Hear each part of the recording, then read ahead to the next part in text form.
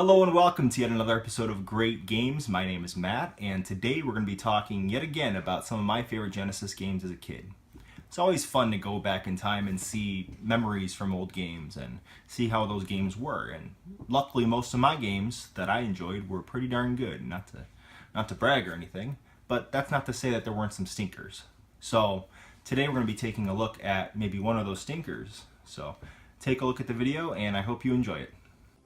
And the first game on our list is Rystar, or Restar. People call it Rystar or Restar.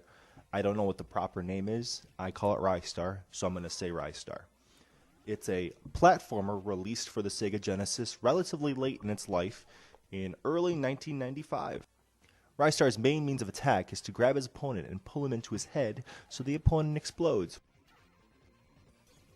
Rystar will also use his grab ability to get to new areas and hard-to-reach places.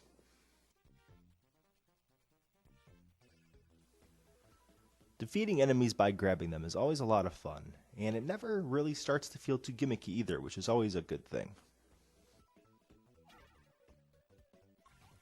Now the graphics, as you guys can see, are amazing. The color really stands out, and it really shows what the Genesis could do, even in the later life of the Genesis. The animations are crisp, and the frame rate really never slows down too much either. The game also has little graphical touches, like it gets darker the closer you get to the boss, or the deeper you go underwater, the darker it gets as well. The game also has some pretty cool bosses, as you can see here, with this wizard looking guy with this weird thing on his back, and there's also a freaking hammerhead shark, which is pretty darn cool too. Now with Rystar unfortunately never stood a chance. It was released very late into the Genesis life cycle, a few months before the Sega Saturn was released actually. But I appreciate that he's not a freaking animal. That is something I really do appreciate. There was an influx of animal mascots during the 16-bit era, and I do appreciate that he's not an animal.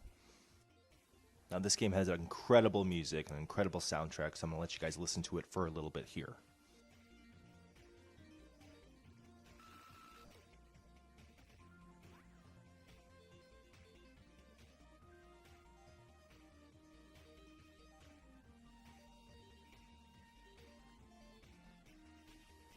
I think everyone should at least play this game once. It is on the Sonic's Genesis collection for the PlayStation 3. I think it's on Steam as well, so go play it. My next game on the favorite Genesis games from when I was a kid list is Disney's Aladdin. Now, I'm not going to spend too much time on this just because I already did a full review on my channel, so definitely go check that out if you want to know more. But it's pretty much a side-scroller, which is super fun. And your main attacks are your sword and apples, and it's just a blast. The graphics are incredible, done by Disney animators. If you're a fan of Aladdin, definitely check this game out. The next game on my list is NBA Jam Tournament Edition. NBA Jam Tournament Edition was released in 1995, and it's an updated version of the incredible arcade port from the previous year. The NBA Jam series is very popular, and it's most well known for its fun, light-hearted 2v2 basketball arcade action. NBA Jam was one of the first sports games to feature NBA licensed teams and players and their real digitized likenesses. Each player you choose has different stats such as speed, power, 3-point steal, and so on and so forth. Each of those stats is reflected in-game as well. For example, the higher 3-point stat you'll have, the easier it will be to sink some 3-pointers. You can play by yourself or you can play with a friend. This game is still incredibly exciting and fun to play, especially as it gets to the later part in the game. If you have like 9 seconds left and you're winning by 1, you start sweating a little bit. Overall, it is a fantastic game. I'm sure most of you have already played it. There's even some newer versions out for the PlayStation Network and Xbox and Wii. Those are actually really fun as well. So definitely try them out if you've never tried them before. I wonder what game this could be. I wonder what it's called. Oh, well, thank you for telling me. That's very kind of you. Appreciate it.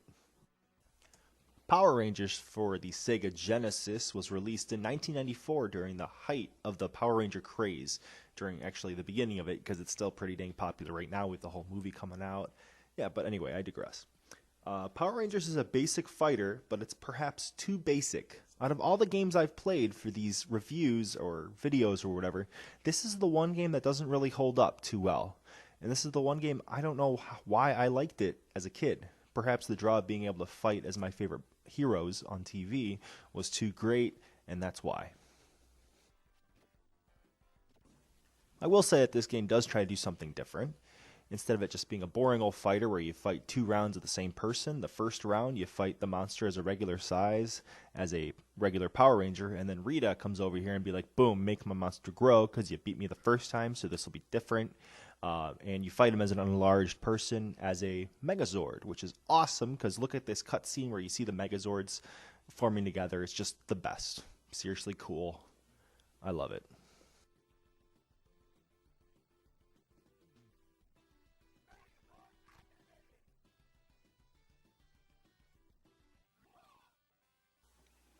What was that? I don't ever remember the Megazord making that noise, unless someone wants to correct me. I don't recall that at all. Is that a new thing? It must be. I'm going to stop talking about it because it's weird. You can choose from one of the 5 Power Rangers right here until you go and you have to beat the evil Green Ranger. Then he can become the evil Green Ranger. He's like, I'm sorry, bro, I'll fight evil with you. Then boom, you can pick the Green Ranger, which everybody knows is the coolest Power Ranger. Come on. Everyone knows it. Look at him. It's Tommy. He's so cool. He's still so cool. So if you fight as the Green Ranger and in the second fight, you have to be a Zord. Well, the Green Ranger doesn't have the Megazord. The Green Ranger has the Dragon Sword.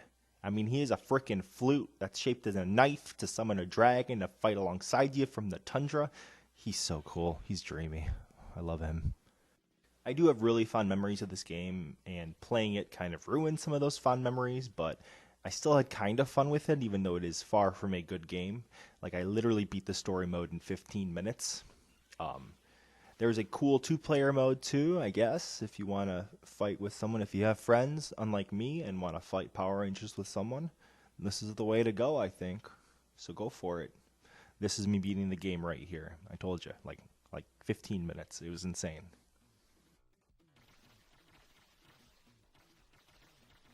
I feel like the Power Rangers are vandalizing someone's home right now. Like, she wasn't doing anything. Like, she was just at her home. You don't destroy someone's home. That's just kind of rude, Power Rangers, the rude Rangers. Come on, guys.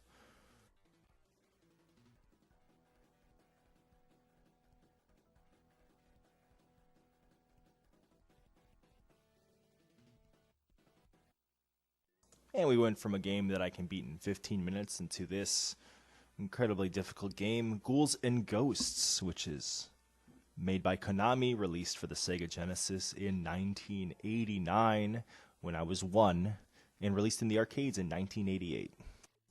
This might be my favorite game on the list, just because of how challenging it is, the whole ambiance of the game, the gothic feel to it, and just overall how much fun it is. You play as Arthur the Knight, and you have the world's worst pair of armor.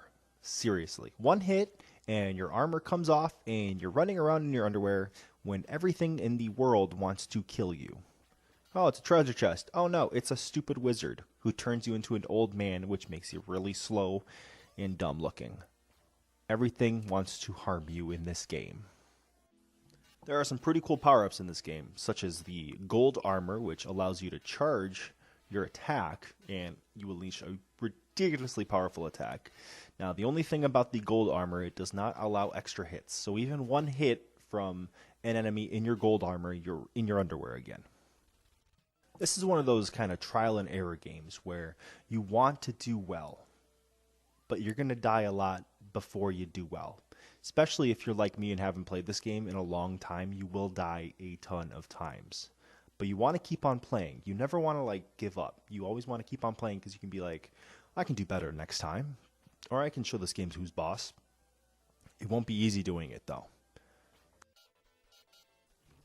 One of the issues I have with this game, it's not really a huge issue, it's just kind of an annoyance for me, is that, you have a weapon, you do awesome with it, you love that weapon, either, my favorites are probably the knife or the little sword thing you throw, and sometimes the game forces you unintentionally to get a new weapon. Like right here, I just killed that. I thought it was a power-up. No, it is a stupid weapon that I do not like. It's not the worst weapon in the game, but you can't, if you get a bad weapon, you can't not have that weapon. There's no way to not have that weapon anymore, which really kind of blows, especially if you get the blue fire. If you get the blue fire, you might as well just give up and quit the game.